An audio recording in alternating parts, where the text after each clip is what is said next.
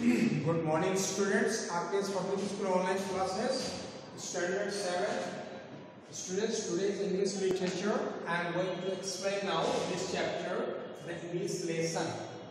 आज हम आपको इस पॉइंट के बारे में बताएंगे। वो पॉइंट जिसका हेडिंग है the English lesson. English lesson इस पॉइंट का हेडिंग का नाम है और इसके लिखने वाले हैं बाय रिचर्ड क्रो। ठीक है, इसका राइटर का नाम याद रखेंगे। स्टूडेंट्स, आपको ये आप देखते होंगे जैसे ही कोई इंग्लिश वर्ड आता है या इंग्लिश बहुत सारी बातें हम करने पड़ती है, चाहे सेंटेंस में हो, चाहे ग्रामर में हो या प्रोनाउंसिएशन में। तो कभी कभी क्या होता है कि आप देखते हैं कि जो वर्ड्स दिखते हैं हम इंग्लिश में तो उसको उस हिसाब से प्रोनाउंसिएशन यानी उच्चारण नहीं करते, और ये हमारे लिए बहुत बड़ा प्रॉब्लम है। इतनी बड़ी प्रॉब्लम है कि हमारे लिए संदर्भ बन जाता है। ठीक है, तो इसी बात को कविता के रूप में, पोएम के रूप में हमारे रिचर्ड क्रो राइटर ने, पोएट ने उसको लिखा है एक पोएम के जरिए। ठीक है, तो उनका कहना है कि जो लर्नर्स हैं, जो सीखने वाले हैं इंग्लिश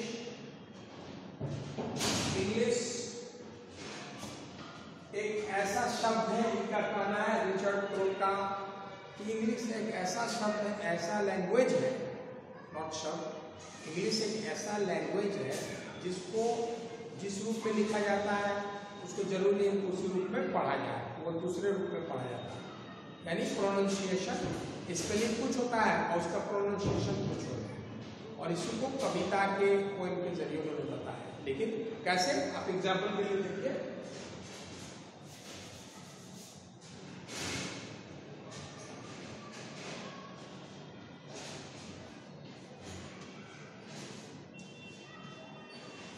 एक वर्ड आप देख रहे हैं PSYCHOLOGY। ठीक है, ये साइकोलॉजी है, इसको नहीं हम आप बता रहे हैं, इसको हमने पढ़ा। स्पेलिंग हमने इंग्लिश में क्या लिखा, PSYCHOLOGY। लेकिन क्या हम इसको जैसा लिखते हैं, हम एक पोएट का यही कहना है, जैसा हमने लिखते हैं वैसा नहीं पढ़ पाते हैं, यही हम लोग का प्रॉब्लम हो जाता है। कैसे, देखिए PSYCHOLOGY, इसको आप जब लिखेंगे तो क्या बोलेंगे, पी साइकोलॉजी। ठीक है, लेकिन अंग्रेजों ने क्या किया, पी को साइलेंट कर दिया। ठीक है, पी को साइलेंट कर दिया, स्पेलिंग तो भले पी है लेकिन हमने इसको साइलेंट कर दिया और क्या पढ़ा, साइकोलॉजी। ये तो आपके लिए थोड़ा सा अजीब हो गया। तो इस तरह से जो इंग्लिश का प्रोनाउंसिएशन करते हैं, पढ़ते हैं, बहुत सारे एरर्स होते हैं, उनको गलतियां हो जाती हैं, और इस तरह से एक बुरे सपने की तरह उनमें आ जाता है रीडर्स के लिए। इंग्लिश के लेसन पढ़ने के समय एक बुरा सपना जैसा उनको आ जाता है दिमाग में कि जब इंग्लिश में जब जाते हैं तो बुरा सपने जैसा लगता है। ठीक है, कि लिखते कुछ और स्पेलिंग और पढ़ते कुछ और। ठीक है, अब हम आते हैं यहाँ, इसको पढ़ेंगे। हमने पॉइंट्स लिखा है। दिस पॉइंट यानी ये जो पॉइंट लिखा गया है, is paid with the intention, ये किस इंटेंशन के साथ लिखा गया है, paid with the intention to show the complex nature of English language. ये इंग्लिश लैंग्वेज के कॉम्प्लेक्स नेचर यानी जटिल नेचर के बारे से कंसर्निंग ये लिखा गया है। कैसे, ये पोएम में बहुत सारे स्टैंजेस आएंगे और उस स्टैंजेस में आप जैसे आपको 6 स्टैंजेस है, उसमें हर स्टैंजेस में बताया जाएगा कि किस तरह से ये जो है पोएम में जो इंग्लिश लैंग्वेज है उसका किस तरह का कॉम्प्लेक्स नेचर यानी जटिलता से भरा हुआ है। जब हम पढ़ते हैं, क्योंकि लिखते हैं स्पेलिंग कुछ, पढ़ते हैं कुछ, तो हमारे सामने आता है। ठीक है, and doing so the poet makes us laugh. और इस तरह से करने से क्या होता है, हम एक हंसी के पात्र बनते हैं, laugh and gives the poem a touch of humour.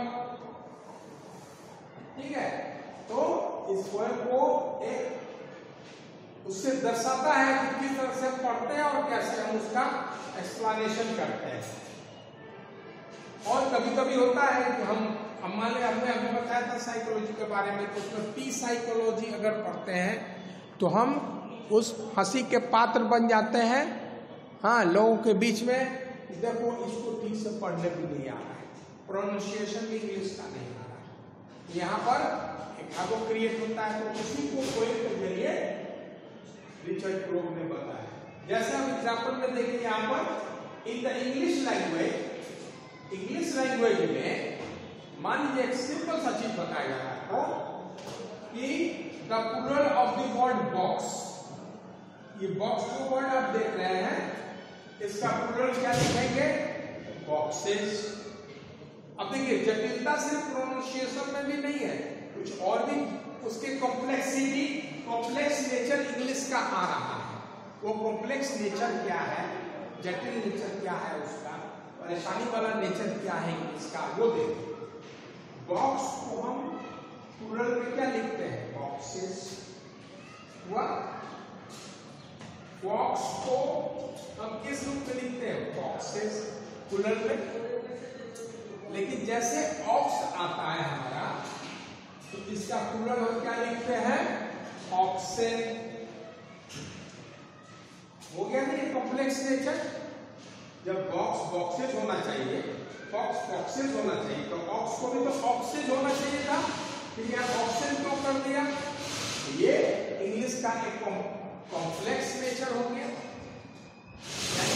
इसका नेचर ही इस टाइप का हो गया।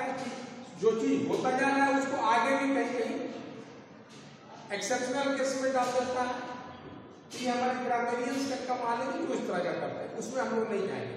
लेकिन ये जटिलता हो गया तो बॉक्स बॉक्सेज हो गया, बॉक्स बॉक्सेज हो गया, तो ऑक्स को ऑक्सेज कर देते नहीं, हम प्लूरल में ऑक्स को ऑक्सेज करते हैं।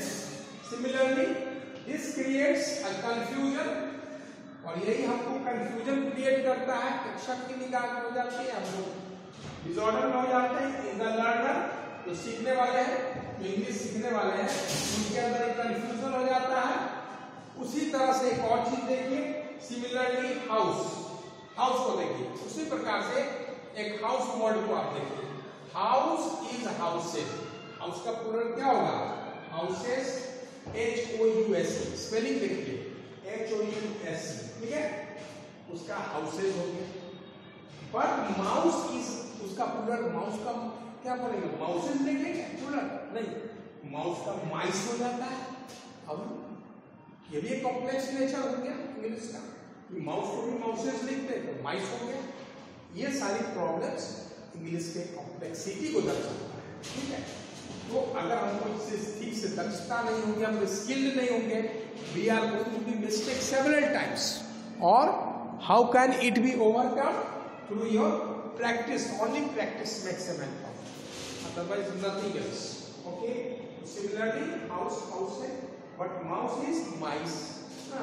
This is also a complex nature of English.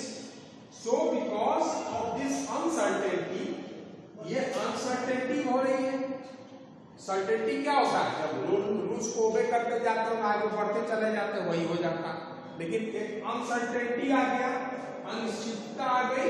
The poet का कहना है कि अनसर्टेनिटी है, क्या कहता है? Says English does not really make sense, यानी इंग्लिश जो है हमको रियली सेंस नहीं दिखा रहा, वहां पर सही से रियली में नहीं दिखा रहा, कहीं कहीं वो भटक जाता है, और हमको उस वजह से हमें भटकना पड़ जाता है। तो उसी हिसाब से बाय रिचर्ड क्रोग ने फर्स्ट स्टैंजा में जो बताया है उसको मैं लिखा नहीं हूं, आपके पास बुक होगा, ये देख लीजिए ध्यान से। द इंग्लिश लेसन, ये स्टैंजास हैं, देख रहे होंगे, ये स्टैंजास हैं 1 2 3 4 5 6, ठीक है। उसके कॉम्प्लेक्सिटी को दिखाया, ठीक है। तो फर्स्ट स्टैंजा की बात कर रहे हैं, ये आप देखेंगे सामने। I take it you already know if tough and buff and tough and tough. Others may stumble, but not you, on hiccup, horror, laugh and through. अब आप देखिए एक वर्ड आपको दिखाया गया इस स्टेंजा में, पोएट का कहना है कि ये आप वर्ड को पहले देखिए, टफ, TOUGH, टफ हो गया, कफ, कफ, डफ। मान लीजिए इसका मीनिंग हम नहीं जानते, हम प्रोनाउंसिएशन बता रहे हैं, ठीक है, उसको हम कैसे कॉम्प्लेक्सिटी आती है उसके बारे में बताया जा रहा है। हिकअप,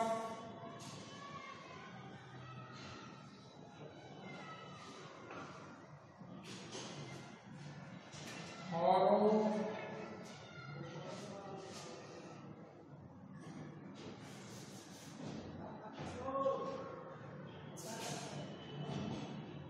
laugh,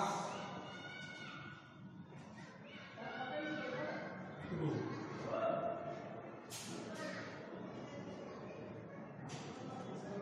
अब देखिए पोएट का क्या कहना है इसमें। पोएट कहते हैं